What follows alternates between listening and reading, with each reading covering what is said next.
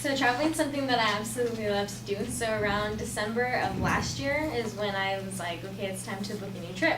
And it was also in the time when I was trying to find a present for my best friend. So we're both single, we're both fun, we both like to travel. So what I do, I book us a trip the week of Valentine's Day to go to New York. So the day comes around that we're already on our way. We're like pumped up. It's like the best day ever. It's our first time traveling together. She had just turned 18. We're about to be across the country with no supervision, like, let's go. So we're on the plane and we get there. Finally, it's like -2 degrees, but we didn't even care because, we're just super excited. So we get there and then we go to our hotel, and our hotel's like freaking awesome. We fall in love with it, and then we just started like getting even more excited and pumped up because it's like we're really across the country, like with no supervision, and we're alone, and she's my best friend. So that night we kind of got there late, so we just wanted to go eat, and then we went back to the hotel. And the next morning we woke up, and this is what, started to be like the best day of my life because I took her everywhere. I had already been there before, but it was her first time and she had been wanting to go forever. So I took her to the Brooklyn Bridge that day. I took her on the ferry to go see the Statue of Liberty. I took her to Little Italy, and then we ended our night in Times Square. And she's like, I want to go shopping. And I was like, okay, we could go shopping. It's not my thing, but you're in New York. I guess you want to shop. So we finished our night in Times Square because it's just around the corner from our hotel. And she's shopping, and she's like, H&M's closed. And I was like, okay. And she's like, I wanted to shop there. Like, that had all the nicest clothes there. I wanted to shop there. We have to come back tomorrow. And I was like, okay. So I just ignored her, and we went on to the next day. And we wake up the next morning, and I tell her, okay, like, this is what I want to do today. I want to take you here, here, and here. And she's like, well, we have to go to Times Square first. We have to go to H&M. And I was like, Taylor, you're in New York. Like, what do you mean you want to go to H&M?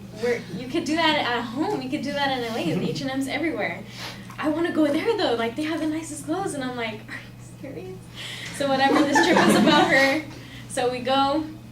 And she's there for a while, and she wants to stay there for hours again shopping, and I'm like just getting irritated. We're the exact same people. We get irritated at the same things. We get annoyed with each other. It's cold. We're, everything's getting bad. And so at this point, the whole day it was messed up. Like, we were just fighting back and forth. If we weren't like having a good time, we were fighting or, just throwing comments at each other. So, anyway, towards the end of the day, I was just at that point where I was like, I wish I never brought you. Like, I regret bringing you to New York. I regret spending my money on you, everything. Like, it was that bad.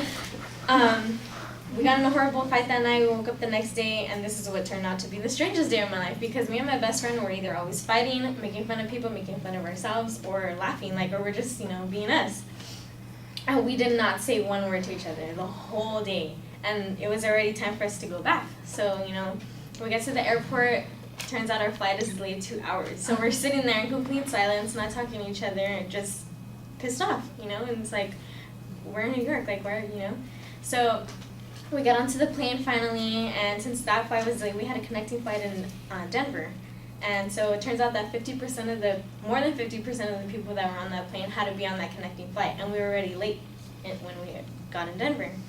So again, me and my best friend are pissed off at each other, and we get off. Everybody gets off the flight, and we're freaking out because we have to be at the next gate in 5 minutes. So everybody starts running. Everybody gets off the plane. We start running, and then they say, "Oh, the gate's changed. Where you have to be." So everybody goes and they look at the screen to see where to go, and we look at it, and then everybody's just running back to the gate.